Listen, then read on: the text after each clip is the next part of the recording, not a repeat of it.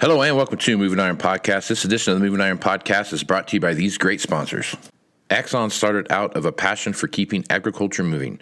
Imagine having 100 years of tire and wheel knowledge in your back pocket the next time you sell a piece of ag equipment. To find more or become an Axon dealer, please visit axontire.com. This podcast is also brought to you by Valley Transportation. Valley Transportation has been hauling ag and construction equipment across the country for the past 33 years. Call Parker at 800-657-4910 or go to valleytransinc.com for all your trucking needs. At Valley Transportation, our goal is to help you reach yours. This podcast is also brought to you by Ag Direct. No matter how you buy your ag equipment, from a dealer, auction, or a private party, Ag Direct can help you finance it. You can even apply online at agdirect.com. Learn more about your financing options at agdirect.com. Moving higher in the 21st century. Hard-working people working hard for you and me. Moving higher, time and time again. Through the years you'll find us here. Moving Iron. Hello and welcome to Moving Iron Podcast. Markets with Shawn Hackett. This edition of the Moving Iron Podcast is brought to you by Axon Tire, helping dealers move more iron for the past 100 years. For more information, go to axontire.com. Axon would like to give the loyal listeners of the Moving Iron Podcast a free baseball cap from Alliance. If you're interested in that, go to marketing at axontire.com, and they will get one out to you. Just send them your details to the Moving Iron Podcast sent you, and send that email to marketing at axontire.com. That will they'll mail that to you, and it'll be at your doorstep in no time flat. So Valley Transportation has been hauling ag and construction equipment across the country for the past 33 years. For more information, call Parker at 800-657-4910 for all your trucking needs at Valley Transportation. Our goal is to help you reach yours. And no matter how you buy your ag equipment, whether it's from a dealer, an auction, or a private party, Ag Direct can help you finance it. You can even apply online at agdirect.com. Learn more about your financing options at agdirect.com. Shawn Hackett is with Hackett Financial from Boca Raton, Florida, and he is nice enough to come on a couple times a week to talk about what's going on in the marketplace. Shawn, how you doing this morning? I'm doing great from sunny, warm South Kennewick, Washington. That sounds tropical. I'm not gonna lie to you. That sounds nice. It's unbelievable. It's the best ever. You should go work for the Washington Travel Board or whatever, because that little pitch right there makes me want to go there. I'm not gonna lie to you. Well, come on down. There's plenty to do here. Yeah.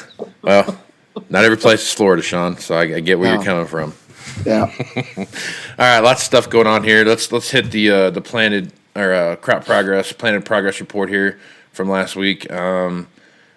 Corn right now is at 22% planted. The 5-year average is 50%. There's a 5% emergence, and it's about a 15% average is where they should be for the 5-year deal. Soybeans are at 12%. Should be at 24. Emergence is at 3, and it should be 4.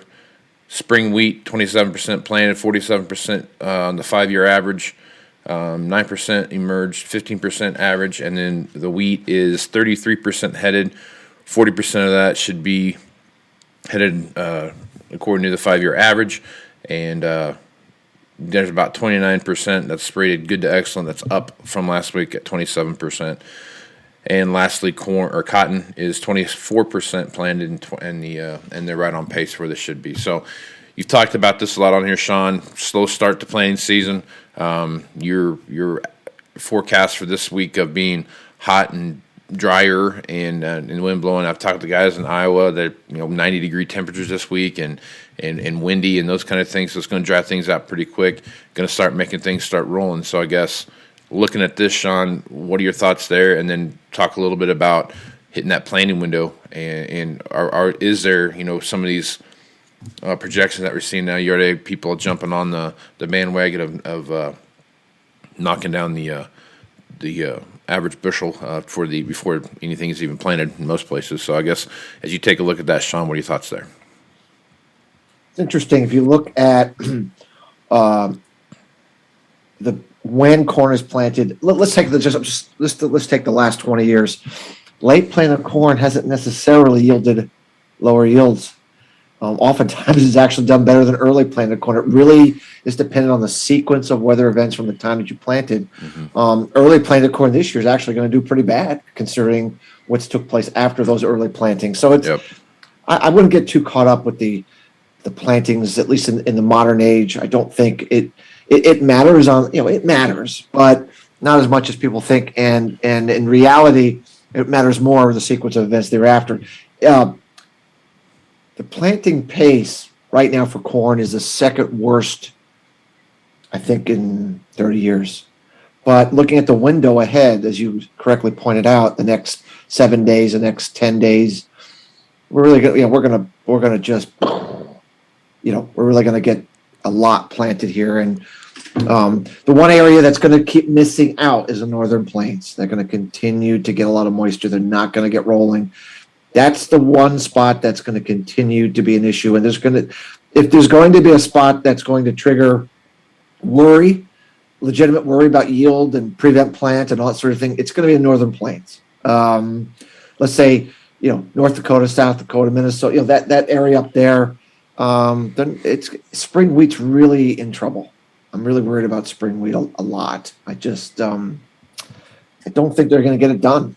I don't think we're going to get those acres planted. I think we could bring 1 million acres down, and then the yields will be impacted on spring wheat. So if I'm looking and thinking this through, and yes, the corn up there is going to be slow. If we're going to see an area that's going to be stubbornly not getting it done, is that enough right now to be bullish factor for corn? No. Everyone's going to look at the progress being made everywhere else and saying, okay, we're fine. But for things like spring wheat, I don't know, Casey, it doesn't look good to me at all. I really think spring wheat can act very aberrantly, meaning I think it can go up quite a bit here on this endless delay planting, even if the other grain markets are flattened down. In fact, we're starting to see that happen a little bit. And spring wheat's really cheap relative to winter wheat. So I think when I look at all of what you just said, I think the takeaway is northern plains, spring wheat in trouble.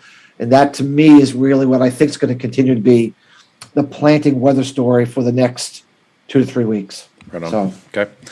All right. That makes sense. So, because the folks I've talked to in, western Minnesota into eastern North and South Dakota, all the way across the Dakota, it's just wet and cold. Like they can't get a break. It's just wet, cold. Ground temperature. A few more inches coming. Yeah. They're just inches are keep coming. What a change from last year when they couldn't get a drop of rain until August. Now they can't stop it from raining. It's a completely different year. Yeah, that's crazy. It is. Absolutely crazy. All right, let's jump down here and talk about sticking with wheat here for a second.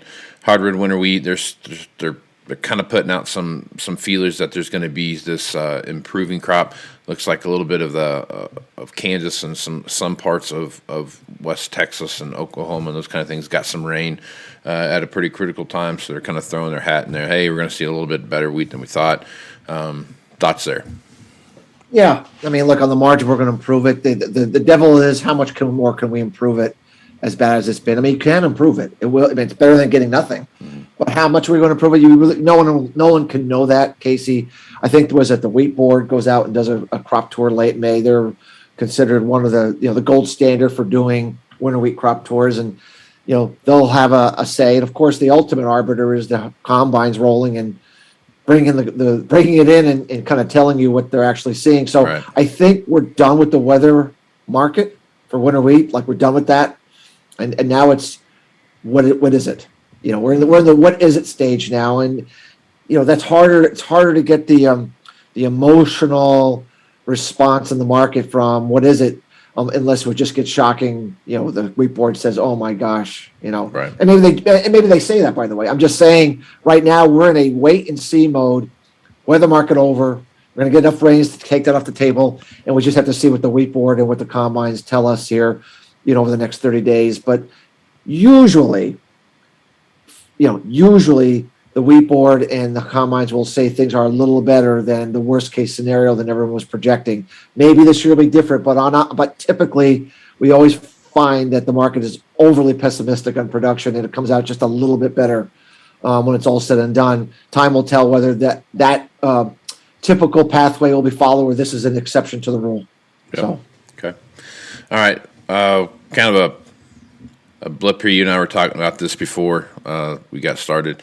the Malaysian government has cut palm oil export taxes, so they're ready to get some more stuff in there. They're I guess they had a 30-day supply, and they've run that out, and now they're looking to get back into the game. So I guess thoughts on that little blip there. Well, governments always try to do things to say to the people that they represent that we're doing something to fight inflation, that we're on your side, that we're for the average guy out there. I'm sorry, average person out there. I don't want to be politically incorrect. Easy, Shawn. Yeah.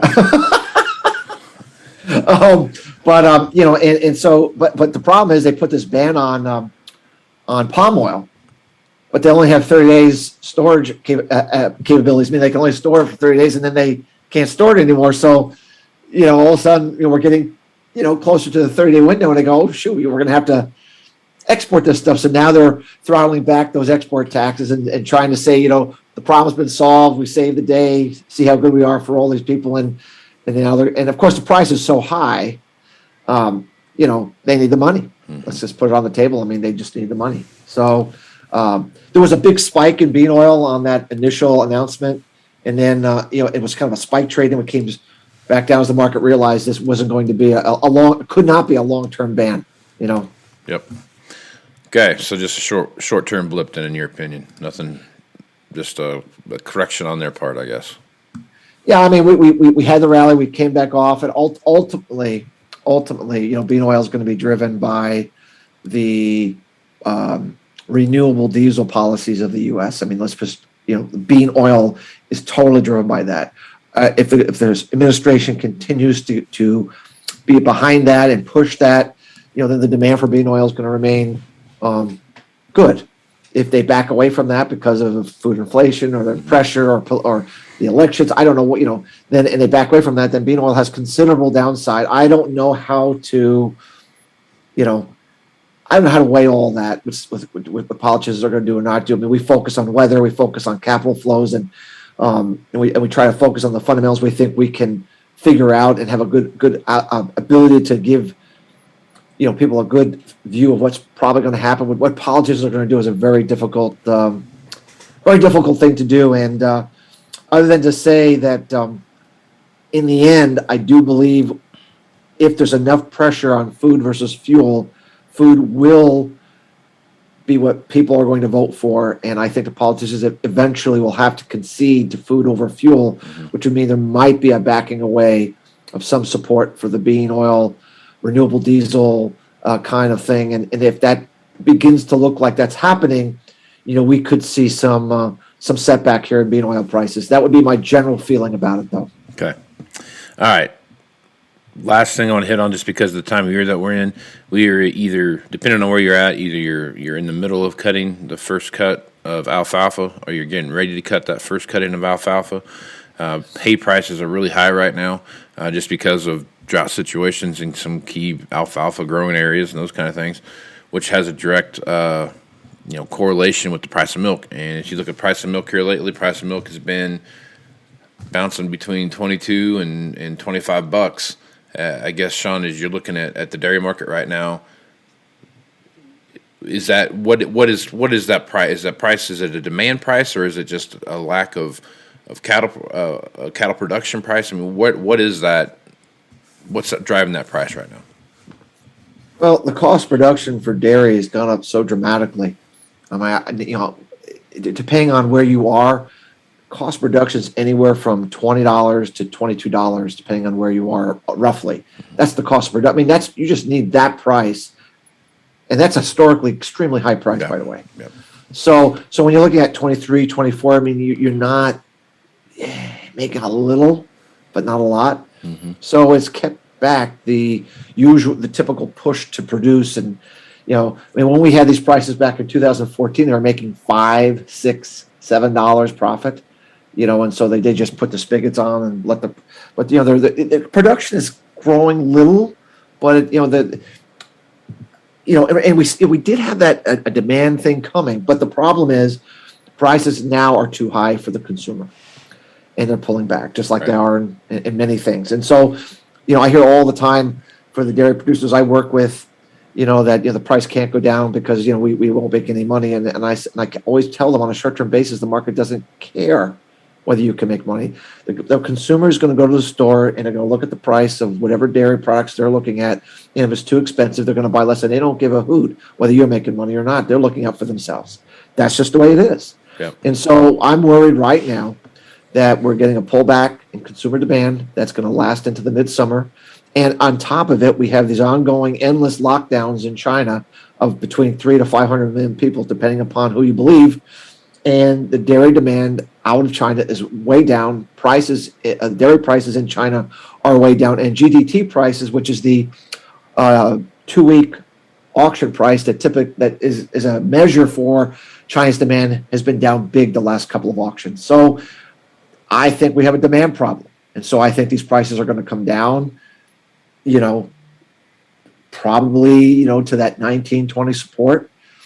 And producers on average are going to lose some money. But that's going to be the necessary ingredient, Casey, to bring the production back down.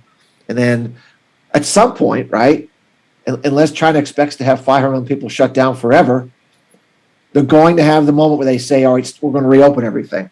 And all these 500 million people are going to unlock, they're going to take the bolts off the doors, let them out, and everyone's going to start doing something, going back to work, buying something, instead of waiting for the delivery from their app in the morning that the government decides what their rations are for the day. And so when that happens, Casey, the demand for dairy and the demand for beef and the demand for pork is going to go through the roof this fall. And so this, it's kind of a down-up scenario. So we think we could be set up for a pretty wild situation for the livestock sector, including dairy, in terms of demand that could lead to a big surge of prices after we get this air pocket of demand out of the way between now and, let's say, midsummer. So I think dairy is rolling over. If you look at a price chart, we've been rounding top and now we're coming down, and I think we're heading lower right now. And I think that's just so it's a negative view for the near term, but I'm actually pretty excited about what fall prices could look like. And dairymen need to be making sure they have done enough protection to the downside to get through the summer, but keep your top side open for the fall and the winter. I think they could be really in a good spot to really finally, if we get, I've had a long-standing forecast for $30 milk, Casey, and I think that's still on the table, and that would give them the kind of profits they're looking for to put some serious equity back in the business. So keep your powder dry on the cash if you're a dairy producer, but make sure you can get through the summer without leaching too much money away. Right. So okay. Well, Shawn, good stuff as usual. Folks want to reach out to you and get more information about what you're doing at Hackett Financial. What's the best way to do that? Our website is Hackett, Hackett, advisors.com. All kinds of information on there. Let your listeners know what we do, how we do it, and if we can be of service. Right on. I am Casey Seymour with Moving Iron Podcast. Make sure you check me out on Facebook, Twitter, and Instagram. That's where you find the latest editions of the Moving Iron Podcast.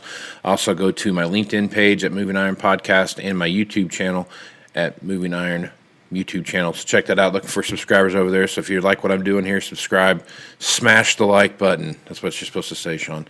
So now to get more people involved with that by smashing the like button. So if you guys do that, go check out my website, MovingIronLLC.com, where you find all the information about the Moving Iron Summit coming up in Nashville, Tennessee. That's September 6th, 7th, and 8th. Shawn will be there giving his forecast as to what's going on. So, Shawn, like we've talked about here, we're moving from a La Nina to El Nino cycle. Big changes coming, and we'll have a pretty good window, I guess, as we move into that time frame. Yeah, I mean, late summer into the early fall will be a really interesting time because a lot of the metrics and teleconnections and cycles that we follow are going to really start to be very clear, and we're going to start to get some very clear evidence of what's going to happen, what the changes are going to look like, who's going to benefit, who's not going to benefit, and which markets will be in harm's way either way. But it'll be a really good time because that it'll be really right just as the more the El Nino pattern is going to be kicking in. So as always, you picked a remarkably good time for your summit. That's what I do, Shawn. I look at the weather patterns and try to decide when I'm going to do these things. So I'm excited about that. It's going to work out again for me, it looks like. Yeah. All right, Shawn. Appreciate you being on the podcast, man. Thanks, Casey. Have a super day. Right on, man. I'm Casey Seymour, Shawn Hackett. Smooth Smart, folks. Axon Tire is going to have more tips, tricks, and client advice throughout the year and in September at the Moving Iron Summit in Nashville. If you're looking to sign up for the event, please head over to MovingIronLLC.com. We hope to see you there. Valley Transportation has been hauling ag and construction equipment across the country for the past 33 years.